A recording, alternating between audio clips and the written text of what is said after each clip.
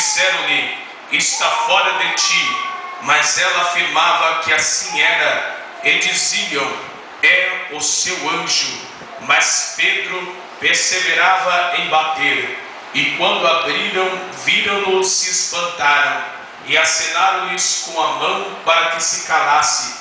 E contou-lhes como o Senhor o tirara da prisão, e disse: anunciai isto a Tiago e aos irmãos. E saindo partiu para outro lugar. E sendo já dia, houve não tão pouco alvoroço entre os soldados sobre o que seria feito de Pedro. E havendo Herodes procurado, não achou, feita a inquirição aos guardas, mandou justiçar, e partindo da Judéia para Cesareia, ficou ali. E a igreja diz amém. Amém. Pode se assentar, dando glória a Deus. Aleluia. Eu respeito muito o pastor desta igreja, mas lá na congregação que eu dirijo, nós temos um costume. E na hora da palavra ninguém anda, ninguém bebe água e ninguém conversa.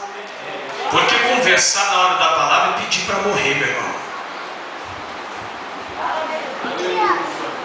Conversar na hora da palavra, meu irmão, isso é um pecado. Isso é uma injustiça. Então cotovela o teu irmão e fala: a partir de agora não fala mais comigo. Aleluia. Tem irmão que nem para falar presta. Irmão, cotovela ele. Diga assim: não fala mais comigo. Olha para ele e fala: só fala com Jeová agora. Aí fala para ele: começa a ensaiar. Dá uma glória a Deus aí, meu irmão. A igreja, ela sempre viveu perseguida. A igreja sempre foi perseguida.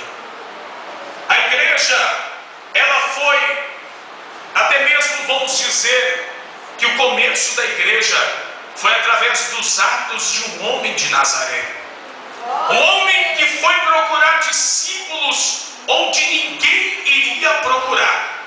Se eu fosse chamar alguém para ser o meu discípulo, eu ia para as grandes metrópoles, ou até mesmo da cidade de São Paulo, de onde vim. Eu ia até lá no grande centro e iria procurar homens bem vestidos para me seguir. Porém, o Raboni da Galileia, Jesus Cristo de Nazaré, na hora de chamar homens para seguir a ele vai até o lago de Genezaré. E quando ele chega no lago de Genezaré, ele começa a escolher homens que ninguém queria escolher. Ele começa a escolher homens que viviam da pesca. Ele começa a escolher homens que não tinham tanta capacidade intelectual. Você pode notar que o apóstolo Pedro era um desses apóstolos que não tinha tanta coisa para ensinar, para falar. Ele era um homem um pouco grosso. Ele era um homem que cresceu no meio da pesca. Se você falasse para Pedro do português, da matemática, da ciência, da gramática, Pedro não sabia nada. Agora, se você desse uma vara na mão dele e um anzol, ele arrancava qualquer tipo de peixe que você pedia para ele, meu irmão. O interessante é que Jesus agora, ele querendo formar discípulos, ele vai lá e chama homens como Pedro. Aí eu aprendo uma coisa com esse Jesus e eu me amarro nele, que quando ele vai chamar alguém para seguir a ele não chama alguém já capacitado, mas ele capacita os escolhidos para uma grande obra. Eu quero te dizer que se Jesus te chamou, é porque ele quer te capacitar para alguma coisa, meu irmão. Jesus não chamou a igreja para estar dentro de quatro paredes como nós estamos aqui. Jesus não nos chamou para estarmos aqui recebendo esse ar gostoso do ventilador, não. Jesus nos chamou para caminhar almas para o teu reino. Quando ele olha para Pedro, ele pergunta: Pedro, o que você faz da vida? Pedro dá uma olhada para ele e diz: eu vivo da pesca, eu sou pescador. Aí Jesus olha para ele e fala: a partir de hoje eu vou fazer de você pescador de homens. Quer dizer, Jesus estava dizendo: eu vou fazer de você um homem de Deus. Quando a igreja começa a surgir com o nosso Jesus Cristo, todo mundo não gostava da mensagem dele. Ninguém gostava de ouvir a ele. E o interessante é que quem fica perto de Jesus fica igualzinho a ele. Os anos vão se passando. Passa-se 3 anos, porque na realidade, quando Jesus começa a pregar, ele tinha 30 anos. Ele fica 3 anos ensinando os discípulos a pregar. Ele fica 3 anos a fio ensinando os discípulos a perdoar, ensinando os discípulos a ser humilde, ensinando os discípulos a seguir um caminho melhor para as suas vidas.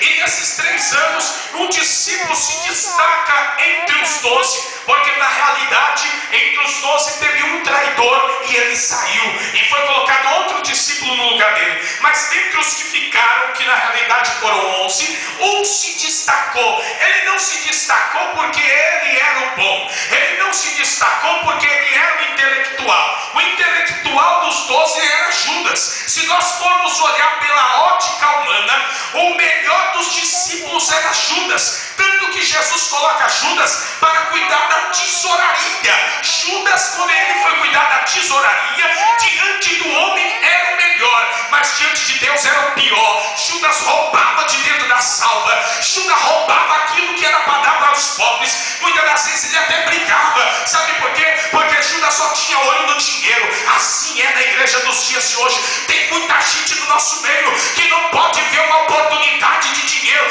mesmo que foi legal, mesmo que não agrade a Deus, mesmo que tenha que roubar alguém. Detalhe, a pessoa é crente. Eu quero te dizer, meu irmão, que aquilo que Deus vai te dar é teu. Eu quero te dizer que aquilo que Deus te prometer é teu. Você não precisa roubar nada de ninguém, você não precisa pegar nada de ninguém. Deus não quer Judas no meio da igreja. Deus quer adorador. Deus quer alguém que conquiste as coisas com valor e temor diante dele. Se você assim, levante essa mão e manda glória para Jesus de Nazaré. Um dos discípulos que eu não chamaria para estar comigo era Pedro. Primeiro, Pedro era grosso. Pensa no discípulo grosso, era Pedro. Pedro era daquele discípulo que não sabia tratar bem ninguém. Detalhe, ele está 3 anos do lado de Jesus com uma espada na bainha. Ele está com a espada que seguia Jesus, mas não largava a espada. Jesus era tão paciente que Jesus observou que Pedro estava 3 anos com a espada e nunca disse para ele: tira a espada da bainha, porque na realidade a espada não estava só aqui, a espada também estava aqui no coração. Você já reparou que na igreja tem gente que ele chega do dia para a noite e muda? Ele chega já, você vê no outro dia e fala: nossa, é aquela pessoa que aceitou Jesus, que coisa linda, mudou o vestimento, mudou o cabelo, mudou tudo, irmão. Mudou tudo. Aí você fala: nossa, que coisa linda. Agora tem gente que é igual Pedro, vai dar um trabalho, meu irmão. E tem dia que o pastor quer puxar a orelha dele. O pastor fala assim: hoje eu vou pegar aquele condenado. Aí Jesus fala: tenha mais um pouquinho de paciência. Tem irmã que você prega para ela, no outro dia ela vira um Pentecoste, meu irmão. Agora tem irmã que ela é uma tripulada. Irmão, você vê ela dentro da igreja, ela é santa, linda, cheia do Espírito Santo. Quando você vê ela no meio da rua, dá vontade de perguntar: você quer aceitar Jesus de novo? Você vê o irmão dentro da igreja, ele é o bom, ele é o cheio da glória. Quando você vê ele por aí, dá vontade de fazer: irmão, que igreja que você congrega, que Deus que você serve, porque não dá para parecer que você é crente. Tem irmão que ele tem essa característica de Pedro. Tem gente que chegou aqui, errou tanto, mas errou tanto, que você não consegue nem dar glória a Deus, de tanto erro que você cometeu na tua vida. Aí você chegou aqui hoje, sentou nessa cadeira aí e disse: que palavra que Deus tem para mim. Eu quero te dizer que Deus tem paciência com você. Deus está tendo paciência com você como Ele teve paciência com Pedro. Deus, Ele está sendo muito paciente com a tua vida. E se eu fosse você, eu agradecia a Ele nesta noite, porque na realidade não era nem para você estar aqui, mas a misericórdia dEle te alcançou. A misericórdia dEle bateu na porta da tua casa. Você já reparou que você começou a sentir algo diferente quando eu comecei a falar? É porque a misericórdia do Eterno Jesus está sondando a tua vida nesta noite. Talvez você entrou aqui achou que você entrar mais um culto, aquele culto que não acontece nada. Eu quero te dizer que nesta noite, não vai passar de hoje, Jesus vai te dar um bando de poder hoje aqui, meu irmão. Sabe aquelas línguas estranhas que parece que sumiu do vocabulário da tua boca?